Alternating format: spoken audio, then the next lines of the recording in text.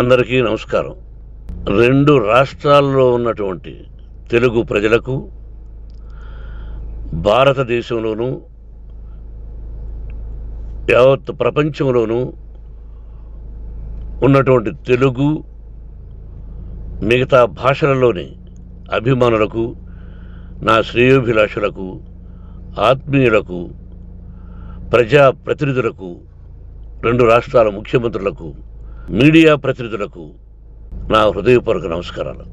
గత 4 రోజులుగా ఏమేమి జరుగుతున్నదని అందరికీ తెలుసు. ముఖ్యమంత్రులు కూడా తెలుసుంటుంది. ఎందుకంటే వాళ్ళు ఎన్నో సమస్యలతో తలమునకలై ఉంటారు. కానీ ఎవరో ఆయన పర్సనల్ సెక్రటరీస్ చెప్పుండొచ్చు. నా హృదయంలో ఉండే ఆవేదన ఏమిటంటే కుటుంబ సమస్యల్లో ఎవరైనా పర్మిషన్ లేకుండా ఇతరులు జోక్యం చేసుకోవచ్చా? మీరే ఆలోచించండి. 100కి 100% అనాల్సిన అవసరం లేదు. కనీసం 95-99% కుటుంబ సమస్యలు ఉంటూ ఉంటాయి. అంటే మేమంతా నటులం కాబట్టి మా విషయాలు, పాపులర్గా ఉన్నటువంటి రాజకీయ నాయకుల విషయాలు, కొంతమంది ఉన్నవి లేనివి, లేనివి ఉన్నవి చెబుతూ ఉంటారు. చెప్పేవాడు కూడా ఆలోచించాలి, వాళ్ళ మనసులు, వాళ్ళ కుటుంబ సమస్యలు అని. ఇదంతా ప్రజలకు తెలుసు. కానీ ఎందుకులే మన పనులు మనం చేసుకుందాం అని అందరూ సైలెంట్గా ఉన్నారు. ఇప్పుడు ప్రజలు కూడా, కొంతమంది రాజకీయ నాయకులు కూడా ఆలోచించుకోవాల్సిన విషయం. విజువల్స్ చూడండి, టీవీల్లో వస్తున్నాయి, సోషల్ మీడియాలో వస్తుంది. రాత్రి 8 గంటలకు గేటు తోసుకుని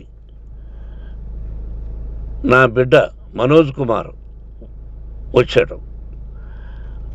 అది రైటా రాంగా పర్సనల్ విషయం, తర్వాత మాడుకోవచ్చు. పత్రికాధిపతులు, అది పత్రికా సోదరులు 4 రోజుల నుంచి నా ఇంటి ముందు మనుషులను పెట్టుకుని, వ్యాన్లు పెట్టుకుని అలా ఉండడం ఎంతవరకు న్యాయం?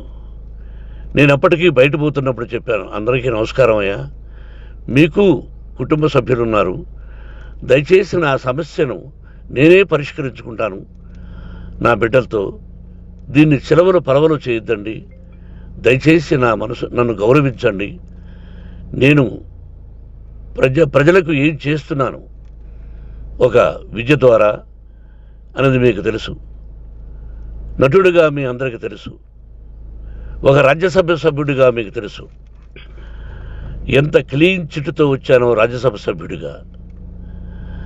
నా హృదయంలో ఉండే ఆవేదన చెప్పనలవే కాదు, మీకే చెప్పాలి. ఈ రోజున ఈ మీడియా సోదరులు ఎంత కల్పితాలు, ఎంత నెగటివిటీ నన్ను గురించి చెప్తున్నారో మీ అందరికీ తెలుసు. దానికి నేను బాధపడడం లేదు. మీరు ముఖ్యంగా తెలుసుకోవాల్సింది, రాత్రుల్లో గేటు తోసుకుని, గేటు పగలగొట్టి పర్మిషన్ లేకుండా ఎవరైనా రావచ్చా? మీరే చెప్పండి.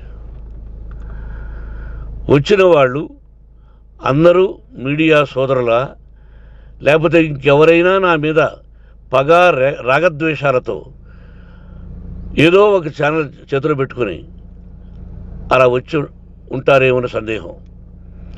కానీ వాళ్లను కొట్టాలని, తిట్టాలని మనసా వాచ దైవ సాక్షిగా నేను అలా ఆలోచించేవాడిని కాదు. ఎందుకు? వాళ్ళు ఉద్యోగస్తులు, నేను కూడా ఉద్యోగస్తునే, అందరూ కూలివాళ్ళం. భగవంతుడు ఇస్తుంటాడు మనకు కూలి. ఎవరికి ఏమిటనేది ఆయన నిర్ణయిస్తాడు. ఇది మీ అందరికీ తెలుసు. వాళ్లకు నేను చెప్పినా వినకుండా ముందు నమస్కారం పెట్టాను. అయినా అతను నేను కొట్టామనే చెప్తున్నారు తప్ప, మైక్ తీసుకెళ్ళి నోట్లో పెట్టాము, నా కన్ను పోవలసింది. కన్ను పోయి ఉంటే అప్పుడు నేను కేసులు పెట్టాలి. అది నా కన్ను పోలేదు, కొంచెం తగిలింది కంటి కింద, నేనే ఎస్కేప్ అయ్యాను. లేకపోతే నా జీవితం గుడ్డిదయ్యేది. అతనికి తల కాదు చెంప మీద తగిలిందన్నారు. ఓకే, ఆ చీకట్లో ఎలా జరిగిందన్నది వాస్తవమే.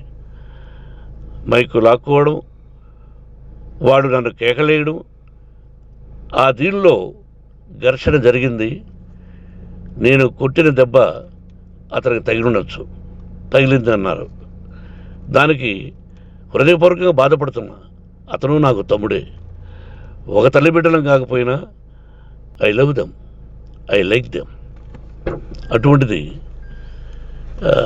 ఈ రోజుకి బాధపడుతున్నా నేను. అయ్యో, అతని భార్య ఎంత బాధపడుతుందో, అతని పిల్లలు ఎంత బాధపడుతున్నారో అని నేను ఆలోచిస్తున్నా. మరి నేనెంత ఆవేదనకు గురి హాస్పిటల్లో అయ్యానో. నటించింది సినిమాలో నటిస్తాను తప్ప నిజ జీవితంలో నటించాల్సిన అవసరం లేదు. నాకున్నది ఒకటి ధైర్యం, సాహసం, నీతిగా, న్యాయంగా, ధర్మంగా బ్రతకాలన్నది నా ఆలోచన. ఎందుకు కొట్టాలి?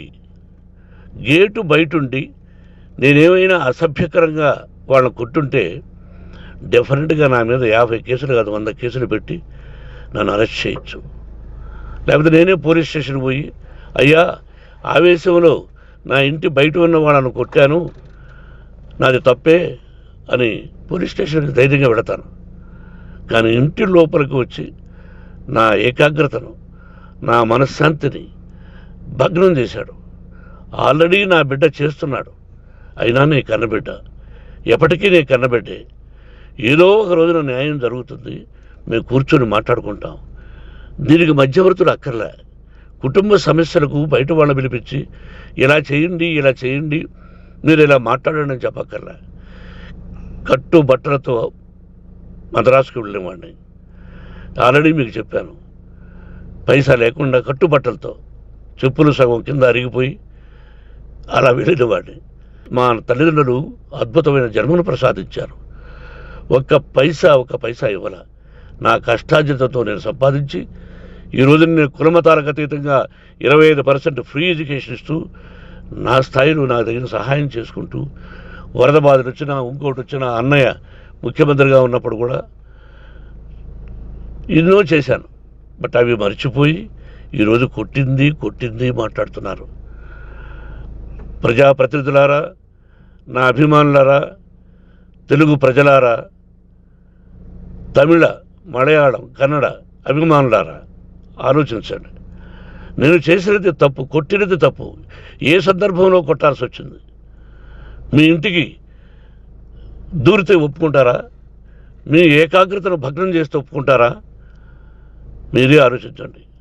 న్యాయాధిపతులు కానీ, ప్రజాప్రతినిధులు కానీ, అభిమానులు కానీ, వ్యాపారస్తులు కానీ, ఇదే మీడియా ప్రతినిధులు కూడా వాళ్ళ ఇళ్ళలోకి ఎవరైనా దూరి, ఏయ్ మన గురించి ఇలా రాశావు అని ఆ ఇళ్ళల్లోకి ఒక 10 మంది వెళితే వాళ్ళు దండం పెట్టి పంపిస్తారా? ఏం చేస్తారు చెప్పండి. మీకు టీవీలు ఉన్నాయి, మాకు టీవీలు లేవు. నేను కూడా రేపు టీవీ పెట్టచ్చు. అది కాదు గొప్ప. నా హృదయపూర్వకంగా చెప్తున్నా, అతని మనసును బాధ పెట్టినా, అతను గాయమైన దానికి చాలా చింతిస్తున్నాను. చింతించే లాభం ఏమిటండి అంటే, మరి ఏం చేయాలి? మీరు చేసిందేంటి?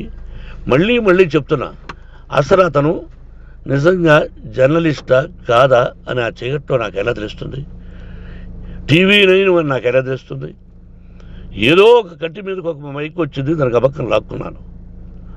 ఇది వాస్తవమే, అసత్యం కాదు. అది టీవీ 9, ఆ టీవీ 9 మైక్నే లాక్కోవాలి. అది ఏంటండి? నేనేమన్నా మూర్ఖుడినా? వాళ్ళందరూ నాకు కావలసిన వాళ్ళే.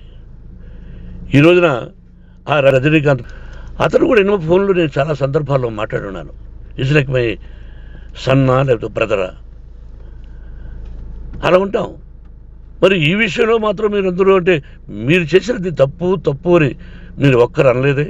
కానీ జర్నలిస్టు సోదరులు, ఒక ఆడపడుచు, దాదాపు ఒక 5-6 మంది ఆడపడుచులు, ఒక 5-6 మంది సోదరులు, వాళ్ళందరూ మాట్లాడారు.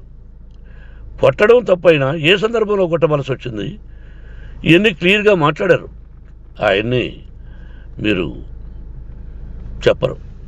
కాబట్టి పైన భగవంతుడు చూస్తున్నాడు. పోలీస్ అంటే నాకు ఇష్టం. ప్రజలను కాపాడవలసిన బాధ్యత వాళ్ళది, రక్షణ కల్పించవలసింది.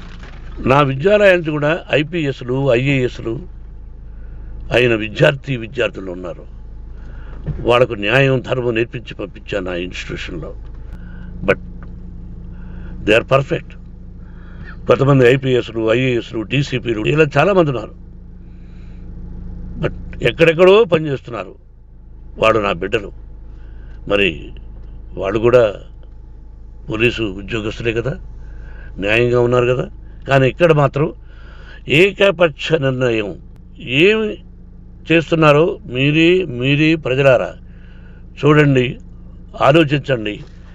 నేను న్యాయమా అన్యాయమా, నేను చేసింది న్యాయమా అన్యాయమా మీరే ఆలోచించండి. నా ఇంటికి తలుపులు బద్దలు కొట్టి రావడం న్యాయమా? మీరే చెప్పండి. ఎల్లప్పుడూ మీ ఆశీస్సులు కోరుకునే మీ మోహన్ బాబు. నమస్కారం, నమస్కారం, నమస్కారం, నమస్కారం, నమస్కారం, నమస్కారం.